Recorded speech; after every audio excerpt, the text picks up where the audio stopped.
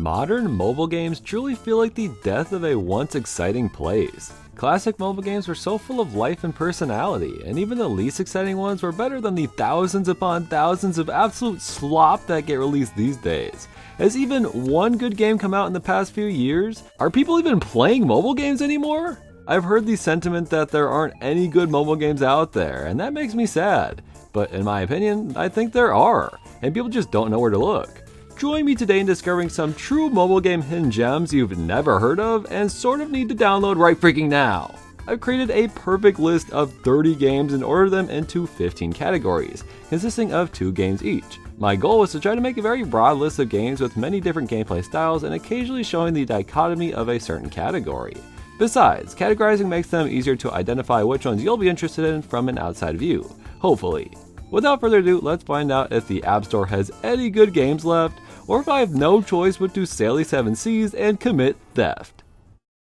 To start our list, I want to take things easy. Mobile games are sometimes best when they are as simple as possible. Here are my choices for the simple starters category. The Bacon game is truly a timeless classic and quite possibly one of the most objectively enjoyable mobile games to ever exist that literally every single person in the world can enjoy. That's some high praise for a game about flipping bacon onto random objects, let's be fair. But when it comes to simple games, you just cannot beat this one. There are so many levels too. You can flip bacon onto a burger, a pina colada, a motivational quote, a treadmill, the hair from the film Grease, the invisible man, a wedding cake, and so much more. It's also got daily community-made levels, giving you endless bacon flipping entertainment. And it might sound easy, but some levels are a nightmare. I haven't even beaten this game. I'm stuck on one of the last levels with a text box that feels nearly impossible to reach. Thankfully, there's a skip option if you just can't beat a level. You can pick up and play at any time. It's fun, it's cute, it can be challenging, it has bacon, it has everything you could ever want, and it is incredible. But enough about bacon. How about some dinosaurs? Just imagine if there was a bacon dinosaur game. Now that would be perfection. But let's not get ahead of ourselves here. Let's go over Tap Dig My Museum. At your museum, you dig up dino skeletons, one bone at a time. It's simple because there's really no difficulty to this. You tap the dirt and clear as much as you can to find a couple of bones hidden down there. It is a slow, monotonous task, but once you finish a dino, you get to display it in all its glory. And these completed rooms look so cool. If you want to play this game, I'd sort of treat it like an idle game. I used to play it when I worked night shifts at a gas station. You can easily help customers in real life while digging for fossils for your museum. I also just love the pixel art here, it's very nice. You can get upgrades, different tools, all that jazz, but at its core, it's a simple, easy game with some fun looking dinos. Everyone has a few games they never forgot about, something they love coming back to, or just really resonate with. These games are not new by any means, but here are a couple of my personal picks for our old favorites category. I love You to Bits. This developer, like Studios, has made a series of these types of games. The great news is if you like one of them, there's like 3 more. They teamed up with Rovio to make a game called Tiny Thief back in the day. That might be my favorite from these games. But Love You to Bits was the first, so let's just go with that. There's this little knight who's got a robot wife that gets blown to smithereens, and not in the good way. He's got to travel to every planet in the solar system to retrieve each piece and put his wife back together. It's a mobile point-and-click game, let's just be honest. But take one look at the style of this game and tell me you don't like it. So charming, so polished. If this gameplay style isn't your sort of thing, you probably won't like it, but trust me, you know if you'd be into the sort of thing, and there are so many levels in this dang game, it is worth the $4 price tag. I suppose this could have been the Rovio-funded third-party category as well, huh?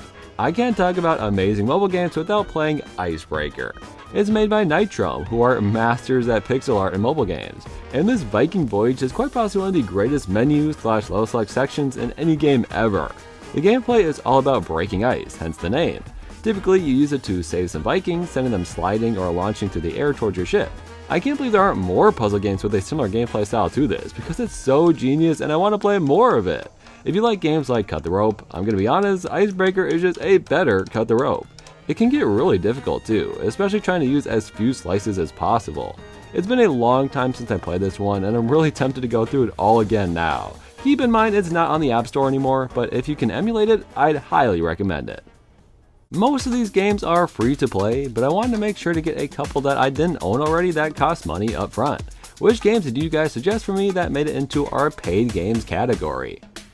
First up is a very cute puzzle game, Tiny Bubbles. Through mixing colors, matching 4 of a kind, and popping all bubbles on screen, you can complete levels and unlock more areas. It's very good at introducing each mechanic bit by bit, slowly getting slightly more difficult as you go.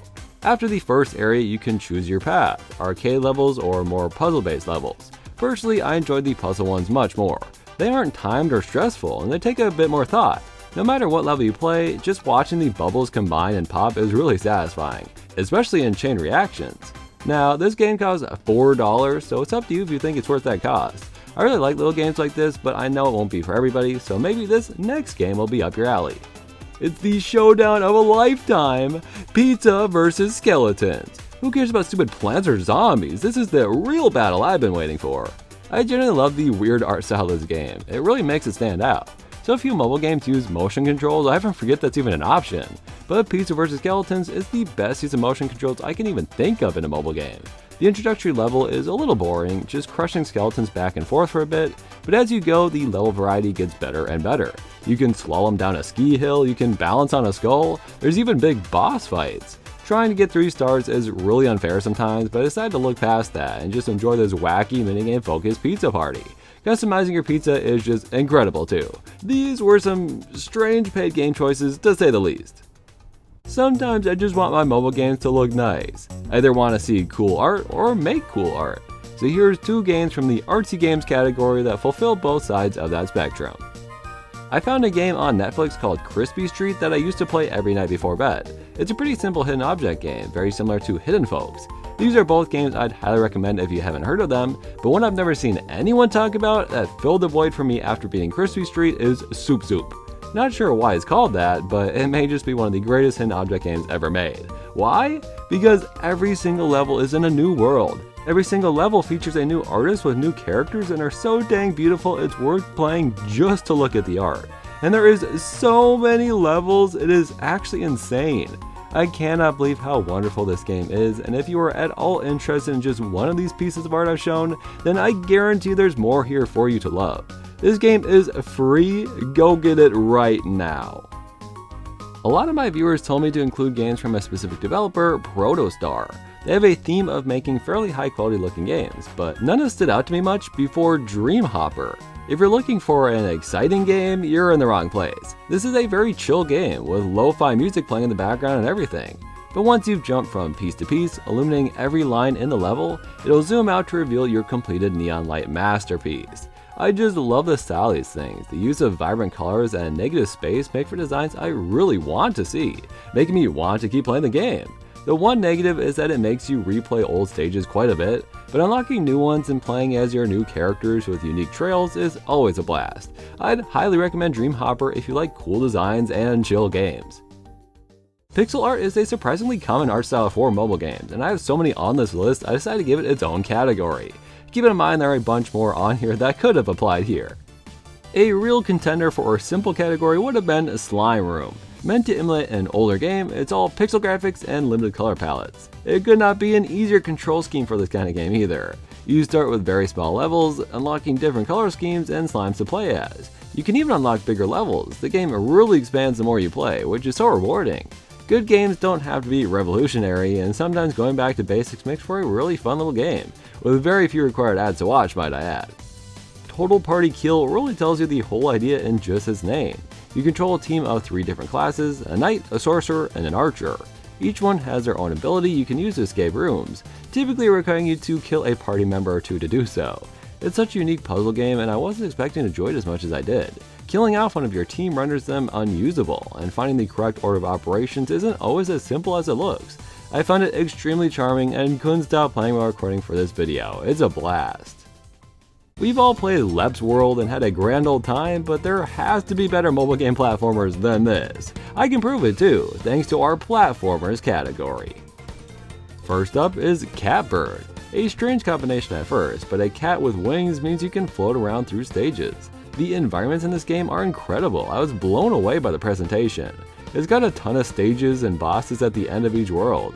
I was playing for a while before I realized I'm just straight up playing a whole ass game. This is the type of indie game you buy on Steam for $15 and just have a good time with, but I'm playing it for free on my phone. There's nothing mind-blowing here, but it is a solid, well-made platformer that is definitely more enjoyable than Lep's World. The whole Dadish series has some of the greatest mobile platforming you can find, so I just picked the third game, Dadish 3. He's a radish who just so happens to also be a father, a neglectful father. It looks like the kids are going to school, but there's a brutal freaking crash. One of the kids tell us they don't even go to school. They willingly got on that pedo bus, dude. While the graphics aren't as nice as Catbirds, it's not ugly, and the dialogue sections are honestly pretty funny. It's a fine game until suddenly Momado shows up, and then it's incredible from then onward. But for real, all the Dadish games are great little platformers. Sometimes you come across a mobile game that looks so good it has no right being on your stupid phone. Here are some games I personally find beautiful. Just look at the title screen for Wild Wind. It's gorgeous. The game is kinda just about slicing up flies in the sky. Then your sister or wife or whoever gets possessed and becomes the boss in each level. Every time you switch environments, new enemy types are introduced, and the game gets way harder. Like when you're up in the sky, tasked with slicing up bad birds and landing back on the good birds to stay alive. Thankfully, the game is very forgiving the whole way through and is a nice, easy time to just sit and play all the way through in less than an hour. It's a cool experience, and I won't spoil the end of the game for you so you can experience it for yourself. Now, a completely different genre, solving a mystery in Tangle Tower. This game is released on every console now, but when I first played it, I'm pretty sure it was on mobile first. The game is just gorgeous. Every location deserves to be put up in an art gallery. On top of that, the game is fully voice acted, so you can just sit back and enjoy the game like you're watching a show. Except, of course, you're in charge of solving this mystery. I don't want to show everything or give much of the plot away to anyone who wants to play it themselves, so let's cut it short there. Just know this is an incredibly well-made game, and there's a sequel coming soon I cannot wait to play. There's actually a section on the App Store page titled Hidden Gems, very on theme for this video. Apparently they want them to stay hidden, as is the very last category on the damn screen. Some of the games on here aren't that wonderful looking, so let's pick a couple of games at random I thought looked nice and see just what it means to fit the App Store's definition of a hidden gem. Judging Monobot by the intro, it does seem like a lot of effort was put into it, but as I played, I found it just wasn't that fun for me. The animations were not done very well. He has this little hopping animation that looks like he's hitting the gritty over and over again. And when you get this magnet upgrade, they didn't even try to make it look nice. I wouldn't mind it so much if the game was fun, but you just walk from point A to point B and making past obstacles isn't really rewarding. It just feels like more of the same. Again, I picked these games at random, but so far the App Store's hidden gems list isn't even close to the games I've been suggesting so far. We'll give them a second chance. Here's a very different looking game called Microtrip. You're inside of some sort of creature picking up white blood cells or something. If you run out, you die, and these black things take a lot away from you. It's just an endless game. You play for as long as you can survive, and that's about all there is to it. I somehow haven't mentioned yet that it uses motion controls, which is fine, just makes precise movement so much more difficult. It was enjoyable for a bit, but once again, I really don't know how this is a hidden gem. Good thing I'm making my own list. Don't pay attention to whatever Apple wants you to play.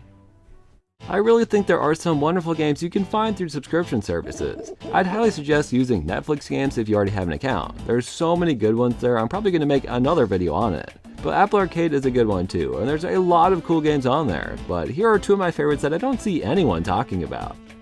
In the Wild Wind game we played earlier, there was a section with the swinging monkeys that instantly reminded me of my incredible experience of playing Gibbon Beyond the Trees. It is literally just a monkey simulator as you swing from vines and slide down tree branches all at your own pace. Going fast is kinda tough, but is always really exhilarating to pull off. It also focuses on a story of deforestation, and swinging away from a bunch of angry guys with guns as a monkey is a crazy experience. It does such a good job with this message. I'm sitting here thinking, man, I wish I was back in the forest where it's easier to swing, this sucks. And then I realized that's the entire damn point. But yeah, this game is an experience and just describing it can't do it justice. It's pretty short, I'd say it's worth your time. Spyder is also not that long of a game, but it is an awesome idea. You're just a tiny little robot spider on top secret missions, and suddenly crawling from one desk to another is the biggest challenge in the world. Personally, once I got to the level inside of a plane was when Spyder got really good. The level ends with you riding a bomb landing any minute while trying to defuse it, dude. We need more games that let you play as a spider, and better yet, just make them a spy while you're at it. You might as well. There are a ton of fun Apple Arcade games to try, but I want to see more love for these two in particular. I had 2 games on my list that didn't really fit the theme of any other, besides the fact that they both have endless modes, so welcome to the endless category. Ever wanted a Sonic game but good? The developer of Rollo Rush has been putting out videos showing the new content to add to this game, allowing viewers to make suggestions for future updates. That's a great way to make some dedicated fans of your game, I must say. There's not a whole lot to it. You roll around and avoid obstacles to reach new high scores. When you're going really fast, it is the most fun but also very difficult. There's also a bunch of power-ups that let you jump all around and stuff. You can get different rollers and biomes and just generally roll around at the speed of sound. It's nothing crazy, but I hope to see Roller Runner continue to get updated and become better and better. Lara Croft Relic Run was just another random branded Subway Surfers clone I was going to play for one of my videos. The game didn't even work the first time I tried, but it was so dang good I'm including it on this list because there's no other endless runner out there quite like the Tomb Raiders. Firstly, it has these cool cinematic moments that just make your adventure feel so much more exciting. But then all of a sudden Lara picks up a gun and it's an on-rail shooter. Didn't expect to fight lizard people in an endless runner, did ya? I played this game for hours and still it kept introducing new concepts to me, and I'm pretty confident there's more to see the more you play. This game is one of the best just because of how surprised I was at how good this random game was. And she ragdolls when you die? It's perfect! There's a ton of word games out there, but word nerds already know about stuff like Wordscapes, Wordle, Words with Friends, and they're sick of these words. Maybe my word games category can introduce them to a brand new vocabulary. In Retrogram, you're tasked with finding every single word using the middle letter at least once. I am no word wizard, I don't know of any weird or uncommon words, so there's no chance I'm ever going to complete one of these daily puzzles, but I do like randomly inputting letters in the hopes of discovering a word I haven't heard before. It's a good way to start the day and it gets your brain working. The main downside here is it looks like you have to pay a subscription fee to play it every day. You can try out the neon theme and that's cool, but unless you really love stuff like this, I'd just try it out for free first to see what you think. This game is brand new. I tried it and really enjoyed it and decided it had to be on our list. It's not your typical word game, considering it doesn't use real words, it's much more puzzle focused. Each fake word has a different effect, so spelling lock lets you eliminate a square. It can also help bridge the gap to spell more words. The second world introduces tlack, letting you clear 2 squares next to each other. Since letters overlap in these 2 words, you have to figure out which ones are needed to beat each level. Lastly, ta lets you get rid of all the letters of your choice, really making it a whole new game. It makes me feel like a genius every time I finish a level. I beat all the free levels in one sitting and really want to buy the full game because I had a ton of fun playing it. Give it a try, go support this very new game. A lot of the games on here were actually from you guys on a community post I put out. Here are 2 games I read about and was instantly intrigued by and are suggested by you category. Also, 80% of these games were all from you guys, so thank you. With the old Windows looking graphics of Progress Bar 95, I was immediately interested. Little blue squares drop and fill your progress bar, but you gotta avoid the orange and pink ones. The better you do, the more upgrades you get, and the more difficult the next level becomes. You can unlock different backgrounds, and the trash bin can be your virtual pet, and you can just mess around with all these Windows 95 features. I just love how the game evolves each time, like bouncing a ball on your progress bar while avoiding all the bad stuff and filling it to 100%. There's a boss fight in this insane game. There's Minesweeper and other modes to unlock, you just gotta play and find everything. I'm definitely gonna keep playing this, I'm just so curious where it's gonna go. If you're like me, you'll be a bit put off by the sketchy graphics of Death Palette. It's unlike any of the games here, being mostly a virtual novel. There is quite a bit of personality though, as this painting instructs you to make what she wants. If you fail in any way, you get a brand new death screen, which is a nice touch. If you like visual novel stuff and short little horror games, then I'd suggest you give it a try. I haven't finished the whole game yet, but I'm curious how you escape the curse of this evil painted lady. Everyone likes a challenge, right? I think most people play mobile games for a chill, relaxing experience, but in our hard to master category, we're looking for the exact opposite. I'm not huge on rhythm games, but I was immediately hooked when I first tried Spin Rhythm. It is by far my favorite game I've played in the genre, and I'm pretty sure it doesn't exist anymore. It only let me play the first 3 tracks despite having finished almost all of them when I initially played it. It took me a bit to get back into it, but man, when you get going, it is so much fun. Basically, there are red and blue dots to follow with your little spinner. You tap on the yellow lines and let it spin on the arrows. Those are the most basic controls, and when you're going at full speed with back and forth spins on top of everything else, it is so hard to keep up with but feels incredible to pull off. The music is really good too, there are some great tracks in this game. If there's any way to still get this game, you gotta try it, and I'm really sorry if there's no working APKs out there or something because you are dearly missing out. Pivvot is also insanely old, this game isn't even optimized for modern devices, but it's a classic, it's great. You start on a little voyage, and the game gives you a tutorial for every obstacle. Your only control is to spin left or right, so it's best to keep your guy in the back to be prepared for each obstacle. I beat the tutorial pretty quickly, then moved to Endless. I beat that on my first try because the obstacles were in the exact same order they're introduced in, and it was baby easy. Then you move to Expert mode, then Berserk mode, so on and so forth. Again, easy to pick up, hard to master. I love Pivvot and there's no other games out there quite like it. This one is still in the App Store, by the way. Not every type of game is for me, guys, but two of the games from your suggestion stood out among the rest, and I felt obligated to include some games in a not for me category. So I know we had an entire pixel art section already, but I gotta say, Candies and Curses has quite an incredible animation quality. It's so clean, I really love the personality of it. Now the gameplay is really something anyone could get into. You run into ghouls and ghosts with your flashlight while trying not to get hit, and everyone loves a good ghoul. But it's a roguelite, and that's the part of Candies and Curses that puts this in the not for me category.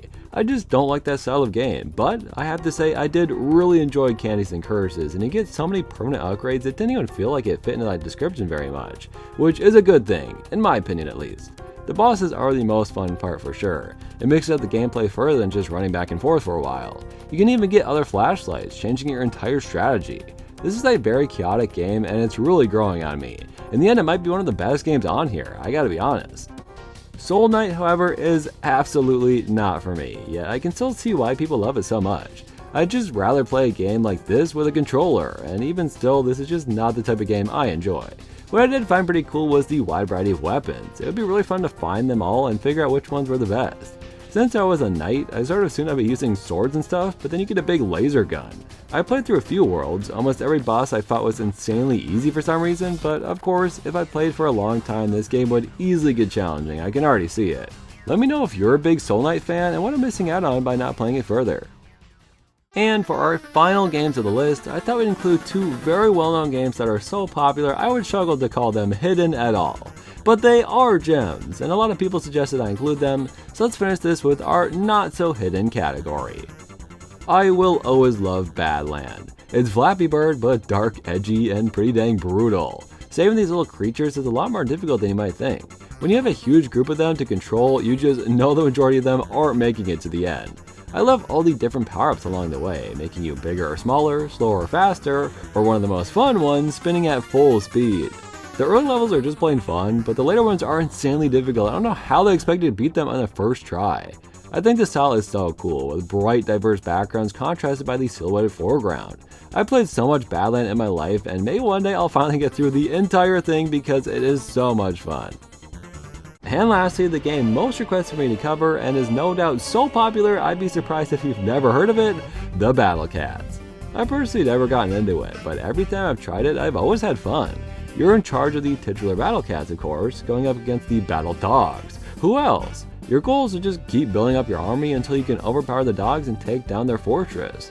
From there, you can upgrade and unlock new cats, continue playing more longer and difficult levels, and watch in complete awe as the cat god graces your presence.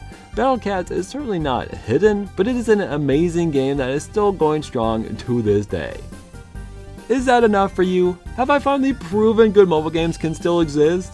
Yes, a lot of these are pretty old, but not all of them, and quite a few still get updated.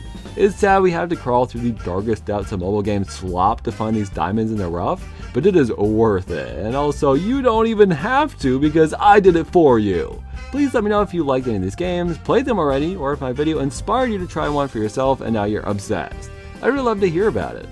And I mostly make ranking videos, so there is no way the algorithm is going to willingly promote this video. Please, oh please, like, comment, and share this video with people who might be interested in it. I love to make non-ranking videos now and again, and it would be a huge help if you're willing to do so. Thank you to all my members, you are truly the most hidden gems of all damn time. If you want to hide at the end of these videos with all these wonderful people, then please consider becoming a member of the channel today. Thank you Patrick Barjan, Dojo Master, Keep, Gall Guy, Jep the Legend, Cheaper Ying, Test Monkey, Marie, Callum Ford, Perskubin Enter, Checky, Mr. Odell, Timor, Kuranov, Aaron the Ghoul, Freakish Smile, Border to Bordo, Pika Girl for You, Geminot, Lewis, MD Switchy, Omegon, Christoph Creations, Jonathan Biscoff, Lavatane, Green Man, Yeah, Okay, McCrazy, G Baldwin 005, and Nathan Brown. Anyways, let's be honest, these games are actually bad and Merch Mansion is actually the greatest game of all time. Oh haha, very funny I hear you saying, but newsflash, I ain't kidding.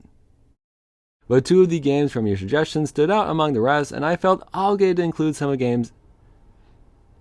But two of the games from your suggestions stood out among the rest and I felt obligated to include some games for. But two of the games from your suggestions stood out among the rest and I felt obligated to.